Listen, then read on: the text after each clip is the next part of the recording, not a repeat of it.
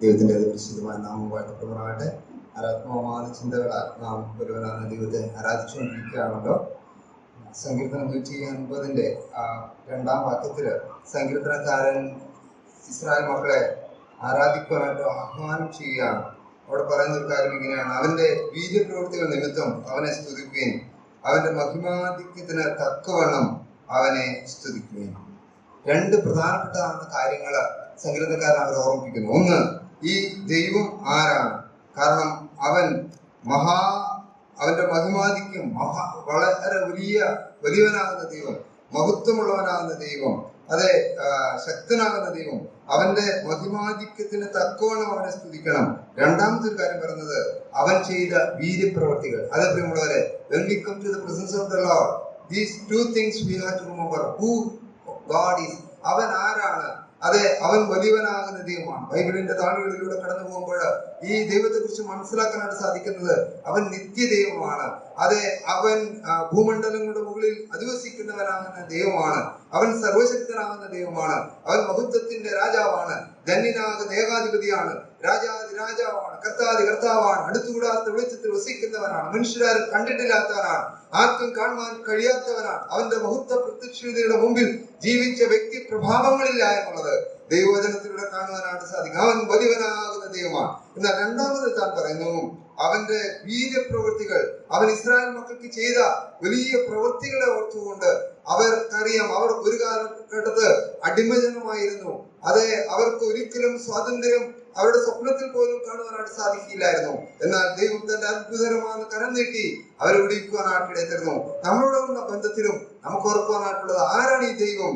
യോബിന്റെ പുസ്തകം 26-ാം അധ്യായത്തിന്റെ 7-ാം വാക്യത്തിലേക്ക് വരുമ്പോൾ, ഉത്തരദിക്കിനെ അവൻ ശൂന്യത്തിന്മേൽ വിരിക്കുന്നു, ഭൂമിയെ നാശത്തിന്മേൽ തൂക്കുന്നു. He hanged the earth on nothing. എത്ര വലിയവനാകുന്ന ദൈവമാണ്. നമുക്കറിയാമല്ലോ, ഈ ഭൂമിക്ക് ഒരു സാങ്കല്പിക അച്ചുതണ്ടുണ്ട് എന്നുള്ളത് വളരെ അടുത്ത കാലത്താണ് ലോകത്തിന് മനസ്സിലാക്കാനായിട്ട്, ശാസ്ത്ര ലോകത്തിന് മനസ്സിലാക്കാനായിട്ട് സാധിച്ചത്. എന്നാൽ വർഷങ്ങൾക്ക് മുമ്പ് തന്നെ ദൈവത്തിന്റെ വചനം രേഖപ്പെടുത്തി, അതെ, ഈ ഭൂമി ഒരു സാങ്കല്പികമായിട്ടുള്ള അല്ലെങ്കിൽ ഒരു അച്ചുതണ്ടിൽ തൂങ്ങിയാണ്. നമുക്ക് ഈ ലോകം അതെ വാസയോഗ്യമാക്കി തീർക്കുവാനായിട്ട്, നമ്മളെ ഇവിടെ സന്തോഷകരമായിട്ട് ജീവിക്കേണ്ടതിന് വേണ്ടി നമുക്ക് ആവശ്യമായിട്ടുള്ള സകലവും ദൈവം സൃഷ്ടിക്കുവാനായിട്ട് ഇടയായിത്തീർന്നു. എന്നാൽ നമുക്കറിയാം, പാപം ചെയ്ത മാനവരാശി ദൈവത്തിൽ നിന്ന് അകന്നു പോവുകയും ദൈവത്തിന്റെ ശത്രുക്കളായി തീരുകയും, അതെ, അവർ ദൈവത്തിൽ നിന്ന് വളരെ അകലെ യാത്ര ചെയ്യുവാനായിട്ട് ഇടയായിത്തീർന്നു. എന്നാൽ ഈ മനുഷ്യർക്ക് വേണ്ടി ദൈവം എന്താണ് ചെയ്തത്? ഗലാത്യലേഖനം 3-ാം അധ്യായം അതിന്റെ 13-ാം വാക്യത്തിലേക്ക് വരുമ്പോൾ നാം വായിക്കുന്നത്, മരത്തിന്മേൽ തൂങ്ങുന്നവനെല്ലാം ശപിക്കപ്പെട്ടവനെന്ന് എഴുതിയിരിക്കുന്ന പോലെ ക്രിസ്തു നമുക്ക് വേണ്ടി ശാപഗ്രസ്തമായി തീർന്നു. ന്യായപ്രമാണത്തിന്റെ ശാപത്തിൽ നിന്ന് നമ്മെ വിലയ്ക്ക് വാങ്ങിയിരിക്കുന്നു. ഹല്ലേലൂയ. ഇവിടെ നമുക്ക് മനസ്സിലാക്കാനായിട്ട് സാധിക്കുന്നത്, the one who hanged the earth on nothing in order to give us ഈ ലോകത്തിൽ ഏറ്റവും അനുഗ്രഹിക്കപ്പെട്ടാകുന്ന ഒരു വാസയോഗ്യമായി തീർക്കേണ്ടതിന് വേണ്ടി, അതെ, ഈ ഭൂമിയെ നാശത്തിന്മേൽ തൂക്കിയ വലിയവനാകുന്ന ദൈവം പാപത്തിലാകപ്പെട്ടു പോയ എന്നെയും നിങ്ങളെയും നിത്യരക്ഷയിലേക്ക് നയിക്കുവാൻ, സ്വർഗം സാധ്യമാക്കി തരുവാൻ തന്റെ പൊന്നോമന പുത്രനെ കാൽവരി ക്രൂശിൽ തൂക്കേണ്ടവനായിട്ട് തീർന്നു. The one who hanged the earth on nothing had to hang his only begotten son on the cross of Calvary in order to deliver us from the bondage of sin. എത്ര വലിയ സ്നേഹമാണ് പ്രിയമുള്ളവരെ.